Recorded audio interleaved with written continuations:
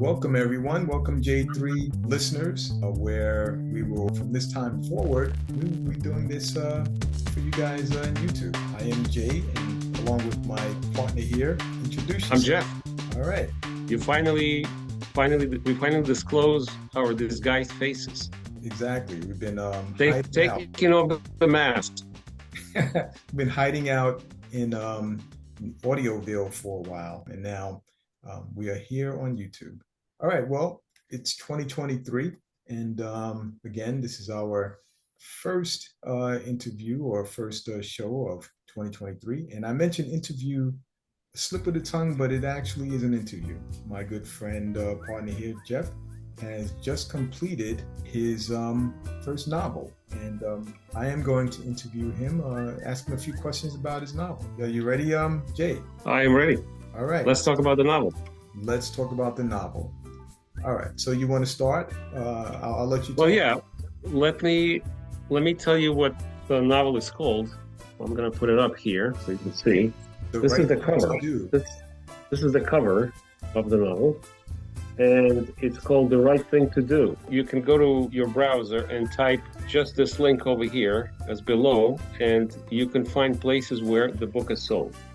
Very good.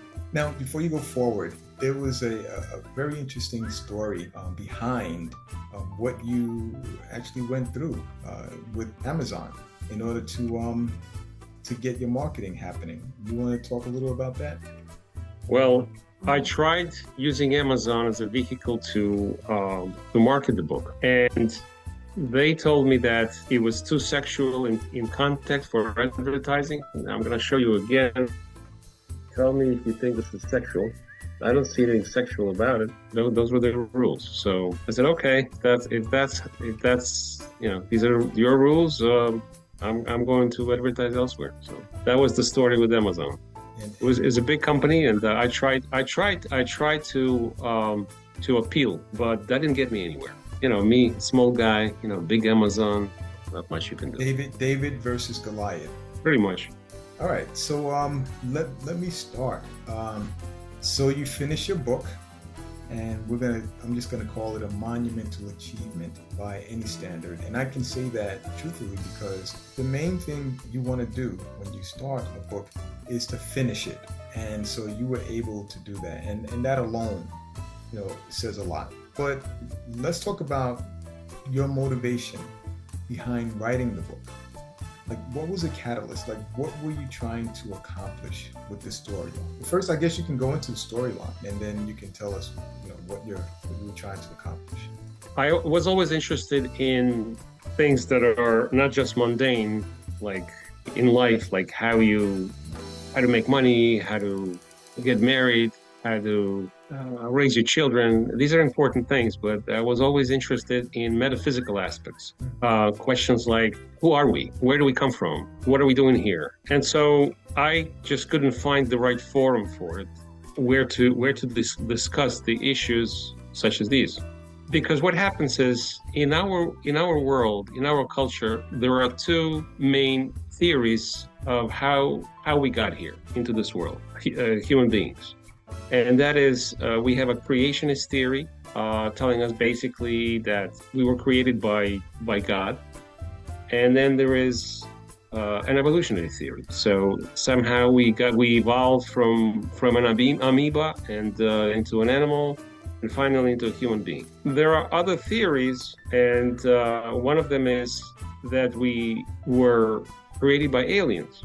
The theory is not very popular. And I thought, what if we reverse things? And the main theory was that, or the most accepted belief would be that the aliens created us. How would that change the way people think about each other? How would it change the way they treat each other? So I just couldn't find the right forum for this. And then one day I read an article. It was an article from a writer. The topic was social sciences, economics. And at the end of the article, he wrote, and here's a link to a fictional companion to the nonfiction book that he wrote. So he had two books. And I thought, non-fictional companion, that is exactly what I need. And so, meaning fictional companion, rather.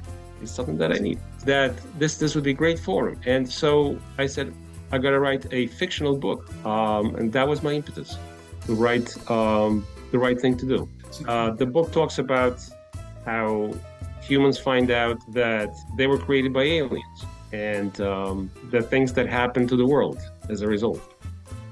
All right. So you want to go a little more into, I guess, just the storyline. You can sort of in a synopsis. So you're pretty much saying that the basic premise is that we as humans were created by aliens, and I read the book. So, and it does go through some very interesting machinations in terms of what people end up doing to one another.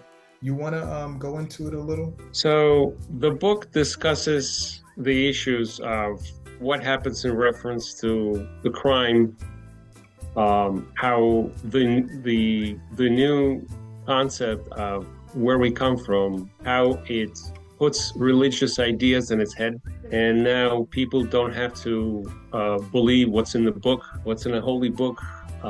They can do what they want. Also, the aliens reveal that people are robots. They're no longer something special, what we had thought we were. Basically, we're just nuts and bolts in a nutshell. So does that mean killing a human being is meaningless? It would be the same as turning off a washing machine?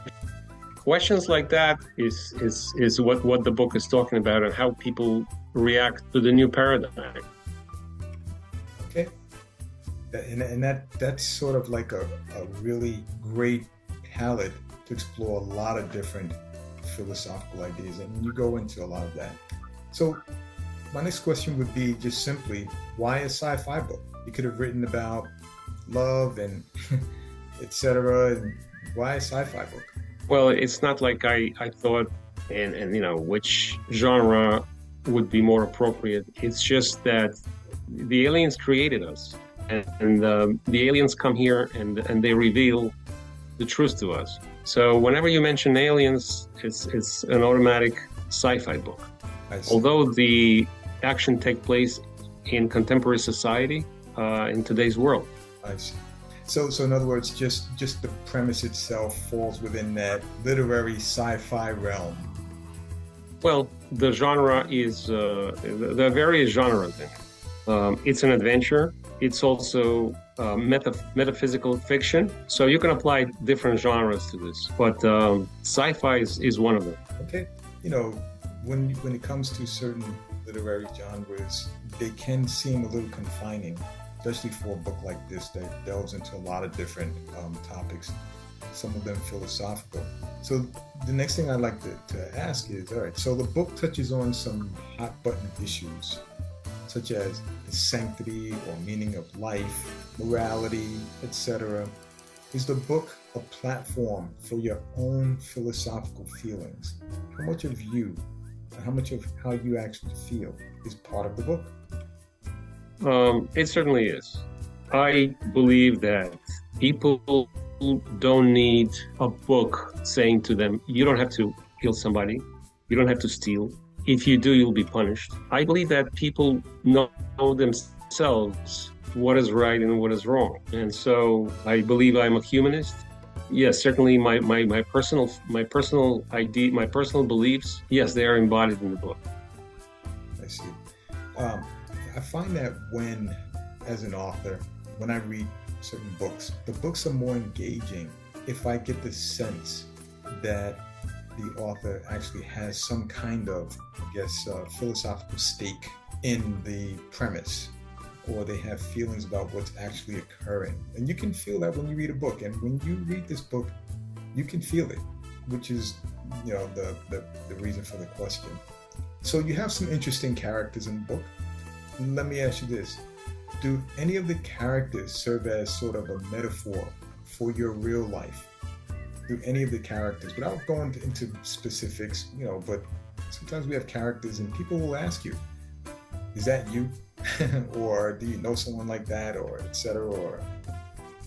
Well, the main character, his name is Leo, and he tries to save the world. I certainly don't fancy myself as saving the entire world, but on a very small scale, every day I try to be helpful to other people, and that's my little contribution to the world. So yes, I see myself as a little hero in everyday life. So it seems Leo, the character, is the epic version of Jeff, the epic version, save the world, and you're Yeah. like, you pretty much save the world, save your own personal world, your own personal world. You reach out to the people in your personal space. So I can understand it. I can relate. Yeah. Also, Leo is my sign, and so is yours. That is very true. You look at some of the characteristics of Leo. What is it? They're generous. Everything is done on a large scale. They're quick to anger and quick to forgive. And Leo is a lion. All right. Next question would be, is writing something you always wanted to do? I wouldn't say that I always wanted to write. I imagined that maybe one day I would write something, but I always thought it would be like maybe a biography, but I never thought it'd be fiction in that genre. But there was an opportunity to write fiction, and I just took the opportunity. Well, okay. Will you continue to write? Like, is this the first of many projects? Right now, the answer is I'm really not sure. I want to see how well the book does, and if it has a good following. I do have some ideas about writing a sequel, and I'll have to decide later if I really want to do it. But I'm a creative person, and as you know, and the sequel ideas are there already. Oh, and that was the follow-up question. Was do you have any upcoming projects in store? So I'm gonna say that the potential sequel, is Potentially, yes. Upcoming project. All right, very good. Well, I think our viewers, right? I was going to say listeners, right? Because we just made the jump. I think they've gotten a pretty good idea in terms of what to expect from your maiden novel. Let me show again the link. This is the book, The Right Thing to Do. Hold it up just over to your, I guess that Like would this? be your right. Over to your right. Okay, good. All right. The Right Thing to Do. On the bottom, there's a link. If you type that into your URL, it will give you a list of places where you can buy it. All right, so it says bookstoread.com/If We Are Robots. Okay, great. So I think that pretty much sums it up. Anything else you want to say before we wrap up? I personally, I just asked you if you had anything to say, and I just cut you off, right? Well, I think a couple of things. I am looking forward to more episodes that are going to be video episodes, and I'm also looking forward to interviewing you one day on your book. Yeah. Once you publish it. Well, that's interesting, because I mentioned how one of the things that most impresses me is the fact that you finished your book, and that's where I am right now. I need to finish the book, so that's just impressive to me in and of itself. Okay, we are looking forward to that interview one day. Already. All right. Well, we're going to wrap it up here. However, this is the first, and will not be the last.